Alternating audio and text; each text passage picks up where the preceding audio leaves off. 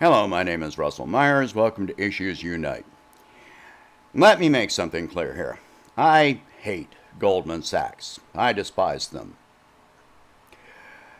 They have way too much control and influence over our financial system. Every Secretary of the Treasury since Clinton has been an ex-employee or CEO of Goldman Sachs. That said, they've got some of the best financial analysts in existence. So when they speak, it's very much worth listening. Now, I'm going to say that a lot of their financial advice comes out in a newsletter which is only available to account holders with Goldman Sachs with deposits of $200 million or more. So sometimes when we hear advice from Goldman Sachs, it's because somebody with that much money has actually leaked what was in the newsletter. They have the right to do that. Not sure that Goldman Sachs won't, retaliate in some way. I guess they could. I haven't heard of that happening, but then again, people with that much money can afford the retaliation in most cases. Last year, I had written a report that Goldman Sachs had advised their account holders with that much money to move away from the dollar because the dollar was becoming unstable, and it is unstable. They advised investing in, guess what? Gold. We're going to be getting to that. And in foreign currencies, such as the renminbi. They advised mostly investing in Asian currencies. So, as of Tuesday of this week, Goldman Sachs issued a report saying that the rise in the value of gold may challenge the dollar's status as the world's reserve currency. What was interesting in this to me was that in this report, they didn't even mention the oil.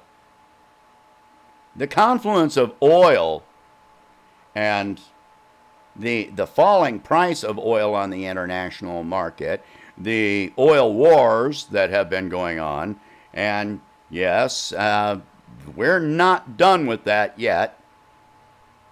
The only reason that other countries pulled back on oil extraction production was because it was messing with their own currencies. But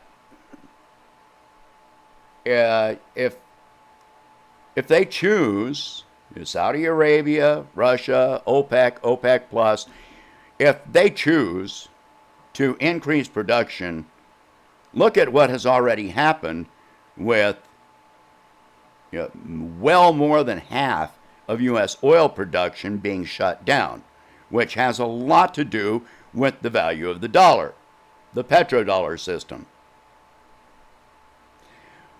Anyway, investors, international investors, wise investors, invest in commodities, vehicles, which show stability. Even if they're not out for profit, they want stability. They don't want to invest in something that, that is valued in dollars when the dollar is at risk of collapsing, which it very much is and has been for some time. The oil wars were enough to wake up a lot of people, a lot of investors. And now the rise in the price of gold. Right now, within days, gold could surpass $2,000 an ounce. It's only got to rise another $16, and it will get there. $17, because it's sitting at 1983 and some cents. So $17, and gold is far more valuable than the dollar is. The Federal Reserve keeps on printing, and handing money to corporations. As of right now, all of the bailouts, the economic stimulus ended. It effectively ended yesterday. And we don't have anything going forward. We've got a lot of talk, but no action. How do you collapse a currency? How do you collapse an economy? Right, so I have heard a lot of essential employees, of which I am one, that have been hating on unemployed people that have been getting the $600 stipend, $600 a week. The thing, and now that is at an end.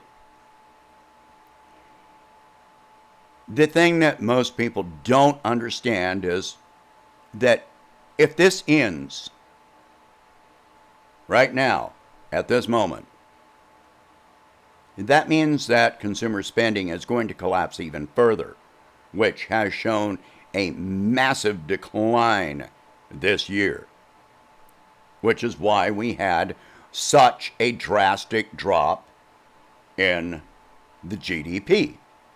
GDP is determined mostly by consumer spending. 70% of our economy relies on consumer spending. So when you take away consumer income, then you destroy consumer spending. How do you create jobs? Not by handing money to corporations. We have seen this. This is clear. Hand corporations money, they lay people off, they put the money into purchasing their own stock back,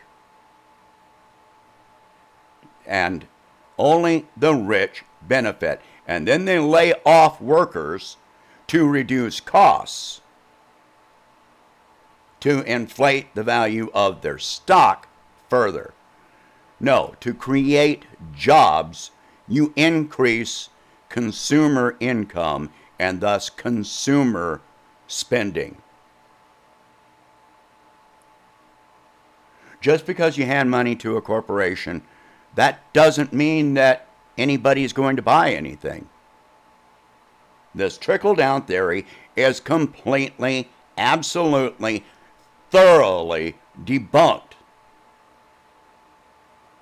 It never made sense in the first place to anyone that understands economics. I've opposed the trickle-down theory since Reagan. And I didn't understand very much about economics back then. But I started studying it while he was in office and opposed it even further. Once I started understanding it, that just intensified my hatred of the whole idea. You don't have to have a degree in economics to understand that trickle-down does not work. Either way that you, right now, with our current system, whether you give money to the lowest income or the highest income, sooner or later that money goes up to corporate profits, and it winds up mostly in the hands of the rich anyway, which is a system that we need to change.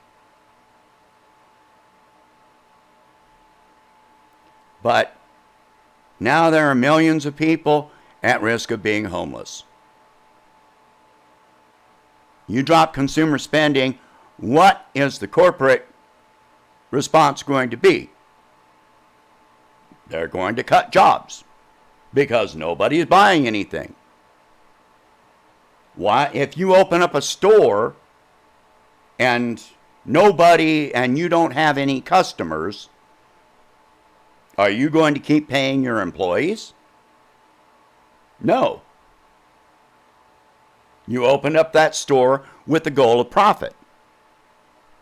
Well, when there's no profit, there's no need to pay employees. But if the government's handing you money and not making it a requirement that you pay your employees to sustain jobs, you're going to put that money in your pocket, cut your wages to your employees, shut down your stores. And that's what's been going on. That's how business, that's how capitalism works. So now, the dollar, this moment in time, with consumer spending about to plummet after we already have a report saying that the GDP dropped 32.9% in 3 months. What is the GDP going to do when we don't have anything going to those that need it the most? If you hate on the unemployed people, you need to take another look, because that unemployed person coming in to your place of employment and spending money is why you have a job. Yes, I agree, essential workers should be getting, additional money for the risks that we're taking. I've had my own conflict going on with my employer about giving me a raise,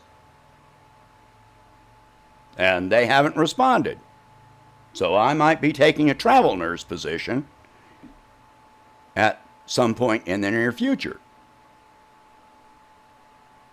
But no matter what, don't hate the people that are actually supporting your job. Doesn't matter whether they are working or not.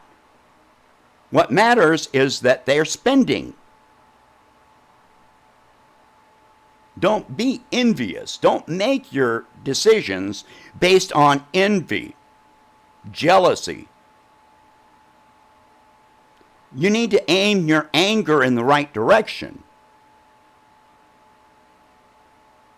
Look at what other countries did which prevented this mass unemployment. They gave money to employers with the stipulation, the requirement that this money was used to pay to their employees and to sustain the existence of the jobs. Our government didn't do that. They actually subsidized people being laid off. They subsidized the rich getting richer. And that is the history of this country. Now we have to make the decision as to what our attitudes are going forward for the future. Because the dollar is about to collapse, which is going to mean double and triple digit inflation. Because nobody trusts that the dollar is stable and that our debts will be paid. We have no means of doing so. If our profits are plummeting so badly and we're closing down retail and manufacturing, which, again, a link in the chain. If nobody's buying anything, why do you need to produce anything? We cannot export services like medical care. I'm a nurse. I cannot export my service to another country. If you're a fast food worker, you cannot export your service to another country. If you are a mechanic, you cannot export your service to another country. That is the danger of a service-based economy. You need to start applying more thought to this. We have things that are valid fears. We have things that are valid reasons to be angry about. But you need to think about where your anger is being directed. It does no good to get angry at the person that has made, a reasonable choice. If they're making more money staying at home instead of going to work, earning less money than they are at home, paying more money for child care and so forth, why are you hating on them? That makes no sense. And placing themselves at risk, higher risk, for contracting this disease, putting their life at risk. You're not making sense by hating on the most vulnerable. You're cutting your own throat. And that's what the Republicans are doing right now. And it remains to be seen how much the Democrats are going to stand up for you versus the military-industrial complex, Wall Street, how much they are going to bow down